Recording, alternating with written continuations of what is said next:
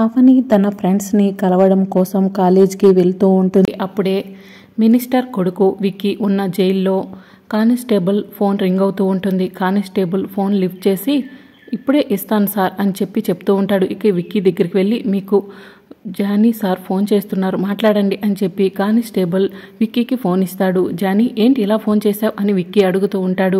ఆ అవని గురించి సత్య గురించి ఎంక్వైరీ చేశాను. ఆ అవని ఇప్పుడే కాలేజీకి వెళ్తుందని తెలిసింది. అవనిని వేసేద్దాం అనుకుంటున్నానని చెప్పి జానీ చెప్తూ ఉంటాడు. ఓకే అవనిని వేసేయి, అడ్డు వస్తే ఆ సత్యగాడిని కూడా లేపేయి అని విక్కీ చెప్తూ ఉంటే పని పూర్తయిన తర్వాత ఫోన్ చేస్తానని చెప్పి జానీ ఫోన్ కట్ చేస్తాడు. మరోవైపు వేదవతి గుడికి వెళ్తుంది. అక్కడ దేవుడికి పూలు కడుతూ ఉంటుంది. అమ్మ వేదవతి గారు ఎందుకు మీకు శ్రమ అని పూజారి గారు అంటూ ఉంటారు. అమ్మవారికి సేవ చేసుకోవడం శ్రమ ఎలా అవుతుంది పూజారి గారు, అమ్మవారికి సేవ చేయడం చాలా సంతోషం అని వేదవతి చెప్తూ ఉంటుంది. అప్పుడే అదే గుడికి లాయర్ సత్య వాళ్ళ అమ్మ ప్రభావతి గుడికి వస్తుంది.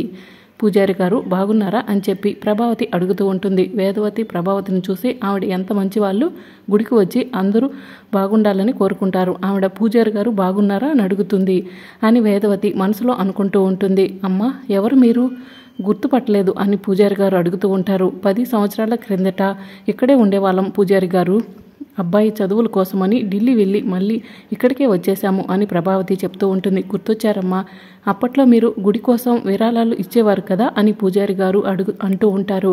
అవునండి అని చెప్పి ప్రభావతి చెప్తూ ఉంటుంది. అబ్బాయి లా చదవటం పూర్తయిపోయిందమ్మా అని పూజారి గారు అడుగుతూ ఉంటే అయిపోయిందండి అని ప్రభావతి చెప్తూ ఉంటుంది. మరి పెళ్లి గట్రా అయిపోయిందా అని చెప్పి పూజారి గారు అడుగుతూ ఉంటే లేదండి అక్కడే ఒక చిక్కుముడి ఉంది అని ప్రభావతి చెప్తూ ఉంటుంది. ఏదైనా సమస్య అమ్మా ఉంటే చెప్పండి, తెలిసి కాళహస్తిలో పూజారులు ఉన్నారు, అబ్బాయికి ఏదైనా దోషం ఉంటే దోష నివారణ జరిపిస్తాను అని చెప్పి పూజారి గారు చెప్తూ ఉంటారు. అలాంటి దోషం ఏమీ లేదు పూజారి గారు, అబ్బాయి ఒక అమ్మాయిని ప్రేమించాడు, ఆ అమ్మాయికి తన మనసులో ఉన్న ప్రేమను చెప్పడం కోసం ఆలోచిస్తున్నాడు అని ప్రభావతి చెప్తూ ఉంటుంది. త్వరగా ఆ అమ్మాయికి అబ్బాయి మనసులో ఉన్న ప్రేమను చెప్పేయమనండమ్మా, ఇద్దరికి 3 ముళ్ళు వేపించచ్చు అని పూజారి గారు చెప్తూ ఉంటారు. సరే పూజారి గారు అప్పుడప్పుడు వస్తుంటాను అని ప్రభావతి చెప్పి అక్కడి నుంచి వెళ్ళిపోతుంది. వేదవతి పూజారి దగ్గరకు వచ్చి ఎవరు పూజారి గారు ఆవిడ అని చెప్పి అడుగుతూ ఉంటుంది. ఒకప్పుడు గుడి కోసం మీకులాగానే చాలానే శ్రమ పడ్డారమ్మా, వాళ్ళ అబ్బాయి లా చదువుకున్నాడు, వాళ్ళ అబ్బాయి ఎవరు అమ్మాయిని ప్రేమిస్తున్నాడంట, ఆ విషయం గురించే ఆవిడ గారు బాధపడుతున్నారని చెప్పి పూజారి చెప్తూ ఉంటే గడపకు ఒక సమస్య ఏం చేస్తాం లేండి పూజారి గారు అని వేదవతి అంటుంది. అందరికీ అంత అదృష్టం ఉండొద్దు వేదవతి గారు, మీ అబ్బాయి విషయంలో చాలా అదృష్టవంతుడు, ప్రేమించిన అమ్మాయిని పెళ్లి చేసుకున్నాడు అని చెప్పి పూజారి చెప్తూ ఉంటాడు. ఇక మరోవైపు విక్కీ ఉన్న జైల్లోనే తన ఫ్రెండ్స్ కూడా ఉంటారు కదా, ఎందుకురా 6 నెలల్లో రిలీజ్ అయ్యి బయటికి వెళ్తాము, ఆ తర్వాత అవని అంతు చూడొచ్చు. ఇప్పుడు నువ్వు అవనిని లేపేయమన్నావు, అవనిని లేపిన తర్వాత ఆ జానీ పోలీసులకు దొరికాడే అనుకో, విషయం బయటకు వచ్చిందనుకో, ఇప్పుడు రేప్ కేసు కాబట్టి 7 సంవత్సరాలు మాత్రమే శిక్ష పడింది, అదే మర్డర్ కేసు అయితే 12 సంవత్సరాలు శిక్ష పడుతుంది, అవనిని చంపొద్దని ఆ జానీకి ఫోన్ చేయరా అని చెప్తూ ఉంటారు. ఎట్టి పరిస్థితుల్లో అవని చావాల్సిందే, మరొక 6 నెలలు జైల్లో నుంచి బయటపడతాము, అవని సత్య చేయడం వల్లే జైల్లో మగ్గిపోవాల్సి వచ్చింది, పబ్బులు పార్టీలు ఏమీ చేసుకోకుండా ఉండాల్సి వచ్చింది అని విక్కీ తన ఫ్రెండ్స్కి చెప్తూ ఉంటాడు. ఒక్కసారి ఆ జానీకి ఫోన్ చేయమని ఆ కానిస్టేబుల్కి చెప్పు అని చెప్పి విక్కీ చెప్పడంతో కానిస్టేబుల్ గారు ఇలా రండి, ఒకసారి జానీ కంట ఫోన్ చేసి విక్కీకి ఇవ్వండి మాట్లాడతాడంట అని చెప్పి విక్కీ ఫ్రెండ్స్ చెప్పడంతో కానిస్టేబుల్ జానీకి ఫోన్ చేస్తాడు. ఏంటి జానీ అవనిని వేసేయడానికి బయలుదేరావా అని చెప్పి అడుగుతూ ఉంటాడు. వెపన్ తీసుకుని బయలుదేరాను అని జానీ చెప్తూ ఉంటాడు. సరే త్వరగా పని ఫినిష్ చేయి అని విక్కీ చెప్పడంతో పని పూర్తవగానే మీకు గుడ్ న్యూస్ చెప్తాను సార్ అని చెప్పి జానీ అక్కడి నుంచి గన్ను తీసుకుని అవనిని చంపడానికి బయలుదేరతాడు. ఇక మరోవైపు లాయర్ సత్య కారులో అవని కోసం రాసిన లవ్ లెటర్ని చూసుకుంటూ వెళ్తూ ఉంటాడు. అవని లైఫ్లో సెటిల్ అయ్యే వరకు పెళ్లి చేసుకోనంది, ఇప్పటికే అవనికి పెళ్లి జరుగుండదు అని చెప్పి మనసులో అనుకుంటూ వెళ్తూ ఉంటాడు. మరోవైపు అవనిని చంపడం కోసం జానీ కూడా బైక్ మీద వెళ్తూ ఉంటాడు, అవని ఆటోలో వెళ్తూ ఉంటుంది. ఇక అక్షయ బెడ్రూమ్లోకి వచ్చేసరికి అవని శ్రీకర్ల ఫోటో కింద కనిపిస్తుంది. అప్పుడే శౌర్య కూడా అక్షయ్ వెనుక బెడ్రూమ్కి వచ్చి అదేంటి ఫోటో అలా కింద పడేసాం అని చెప్పి అడుగుతూ ఉంటుంది. ఎందుకు పడేస్తాను, అమ్మ నాన్నల ఫోటో గాలికి పడినట్టుంది అని చెప్పి అక్షయ్ చెప్తుంది. అంటే విషయం ఏదో ఆలోచించాల్సింది అని శౌర్య అంటుంది. ఆలోచించాలా, ఎందుకు అని చెప్పి అక్షయ అడుగుతూ ఉంటుంది. ఇంట్లో దీపం ఆరిపోయిందంటే ఒక లాజిక్ ఉంటుంది, ఏదైనా పగిలిపోయిందంటే ఒక లాజిక్ ఉంటుంది అని చెప్పి శౌర్య చెప్తూ ఉంటుంది. అంటే ఏంటి శౌర్య అని అక్షయ అడుగుతూ ఉంటుంది. ఫోటో కింద పడిపోయింది కాబట్టి మీ అమ్మ నాన్నలు విడిపోతారేమో అని చెప్పి శౌర్య చెప్తూ ఉంటుంది. పిచ్చి పిచ్చిగా మాట్లాడకు శౌర్య అని అక్షయ అంటూ ఉంటుంది. నిన్ను ఏడిపించాలని కాదు అక్షయ, లాజిక్ చెప్తున్నాను. ఇన్ని రోజులు వాళ్లకు నువ్వు దూరంగా ఉన్నావు, ఇప్పుడు వాళ్ళు దూరం అవుతారేమో అని శౌర్య అంటూ ఉంటుంది. అలాంటివి ఏమీ ఉండవు, నెగిటివ్గా ఆలోచించకు, ఏదైనా పాజిటివ్గా తీసుకో, అప్పుడు మంచి జరుగుతుంది అని అక్షయ చెప్తూ ఉంటుంది. అమ్మా నాన్నలు ఎప్పటికీ విడిపోరు, వాళ్ళిద్దరూ ఒకరు గుండె చప్పుడు ఒకరు అన్నట్టుగా ఉంటారు. అలాంటి వాళ్ళిద్దరూ విడిపోవటం అన్నది జరగదు. వాళ్ళిద్దరూ విడిపోవలసిన పరిస్థితి వచ్చినా వాళ్ళిద్దరిని విడిపోనివ్వను అని అక్షయ శౌర్యకు చెప్తూ ఉంటే శౌర్య అక్కడి నుంచి వెళ్ళిపోతుంది. ఇదంతా చింటూ వెనక నుంచి చూసి పాపం శౌర్య అక్షయ్ను బాధ పెడుతుంది అని మనసులో అనుకుంటూ ఉంటాడు. ఫోటో కింద పడ్డట్టు అమ్మా నాన్నలకు తెలిస్తే బాధపడతారు, వాళ్ళకు తెలియకముందే ఫోటోని గోడకు తగిలించాలి అని అక్షయ మనసులో అనుకుని ఫోటోని గోడకు తగిలించేస్తుంది. మరోవైపు శ్రీకర్ వాళ్ళ సార్కి ఫోన్ చేసి, సార్ ఆల్రెడీ చెన్నై రీచ్ అయిపోయాను, ప్రజెంటేషన్ ఇవ్వటానికి రెడీగా ఉన్నాను, 1 అవర్లో మీ దగ్గరికి వస్తాను అని చెప్పి చెప్తూ ఉంటాడు.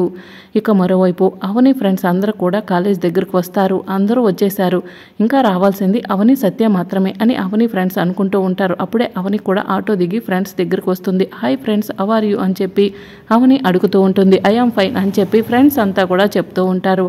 ఇక అందరం ఒకసారి కలిసామంటే డిగ్రీ కాలేజ్ డేస్ గుర్తుకు వస్తున్నాయి. ఆ రోజులే వేరు కదా, మంచిగా సినిమాలు, రెస్టారెంట్లు, హోటళ్ళు, పబ్బులు అన్ని తిరిగే వాళ్ళం, గుర్తుందా అని చెప్పి అందరూ అడుగుతూ ఉంటారు. అన్నీ గుర్తున్నాయిరా, అలా అని చెప్పి స్టడీ మీద ఇంట్రెస్ట్ పెట్టకే కదా 4 సంవత్సరాలు చదివాం ఒక్కొక్క సబ్జెక్ట్ని అని చెప్పి ఫ్రెండ్స్ అందరూ కూడా కామెడీ చేసుకుంటూ ఉంటారు. ఇక అప్పుడే అవని అటు ఇటు చూస్తూ ఉంటుంది. అవని, నువ్వు ఎవరి కోసం చూస్తున్నావు, అర్థమైంది, సత్య కోసమే కదా అని చెప్పి అవని ఫ్రెండ్స్ అడుగుతూ ఉంటారు. జస్ట్ క్యాజువల్గా చూస్తున్నానని అవని చెప్తూ ఉంటుంది. ఇంతలో ఒక అమ్మాయి స్టేజ్ మీదకి వెళ్ళి, రోజు మనకి మరుపురాంది ఇలాంటి ఒక రోజు వస్తుందని ఎప్పుడు కూడా అనుకోలేదు అని చెప్పి స్టేజ్ మీద మాట్లాడుతూ ఉంటే అవని ఫ్రెండ్స్ అందరూ కూడా చైర్స్లో కూర్చుని వింటూ ఉంటారు. ఇక అప్పుడే శ్రీకర్ అవనికి ఒకసారి ఫోన్ చేద్దాము, రోజు వాళ్ళ కాలేజీకి వెళ్తాంది, వెళ్ళిందో లేదో కనుక్కోవాలి అని శ్రీకర్ మనసులో అనుకుని అవనికి ఫోన్ చేస్తాడు. అప్పుడే సత్య కూడా కాలేజ్ దగ్గరికి వస్తాడు. ప్రేమను చెప్పడానికి ఇన్ని రోజులు సమయం పట్టింది అవని అని చెప్పి తన రాసిన లవ్ లెటర్ని ముద్దు పెట్టుకుని మెల్లగా కాలేజీలోకి వస్తూ ఉంటాడు. ఇక అప్పుడే అవని ఫోన్ రింగ్ అవుతూ ఉంటుంది. అవని ఫోన్ లిఫ్ట్ చేసి బావా అని చెప్పి అంటూ ఉంటుంది. అవని, కాలేజీకి రీచ్ అయ్యావా అని చెప్పి శ్రీకర్ అడుగుతూ ఉంటాడు. అప్పుడే సత్య కాలేజీలోకి ఎంటర్ అవుతాడు. అవని ఫోన్ మాట్లాడడం చూసి అవనిని ఆట పట్టిద్దాం అనుకుని మెల్లగా వెనక నుంచి వచ్చి అవనికి కళ్ళు మూసేస్తాడు. అప్పుడు అవని శ్రీకర్తో ఫోన్ మాట్లాడుతూ ఉండటం చేతిలో ఉన్న ఫోన్ కింద పడిపోయి ఎవరు అని చెప్పి అడుగుతూ ఉంటుంది. ఇక సత్య ఎవరో గుర్తుపట్టు అని చెప్పి అంటూ ఉంటాడు. ఎవరో చెప్పండి అని అవని పక్కకు నెట్టడంతో అవని కళ్ళ మీద ఉన్న సత్య చేతులు పక్కకు పోయి సత్య అవనికి కనిపిస్తాడు. సత్య ఎలా ఉన్నావు అని చెప్పి అవని అడుగుతూ ఉంటుంది. బాగానే ఉన్నాను అని సత్య చెప్తూ ఉంటాడు. హలో వకీల్ సాబ్ ఎలా ఉన్నావు అని చెప్పి ఫ్రెండ్స్ అందరూ కూడా వచ్చి సత్యను అడుగుతూ ఉంటారు. అమ్మాయిలకు రక్షణ సత్య గారే కదా అని చెప్పి అమ్మాయిలందరూ అంటూ ఉంటారు. అవును సత్య ఎలా ఉన్నావు అని చెప్పి సత్యను అందరూ అడుగుతూ ఉంటే బాగున్నాను అని చెప్పి సత్య చెప్తూ ఉంటాడు. అవని శ్రీకర్తో మాట్లాడుతూ ఉంటే సత్య కళ్ళు మూయటం వల్ల ఫోన్ కింద పడిపోతుంది. దాంతో అవని ఫోన్ స్విచ్ ఆఫ్ అవుతుంది.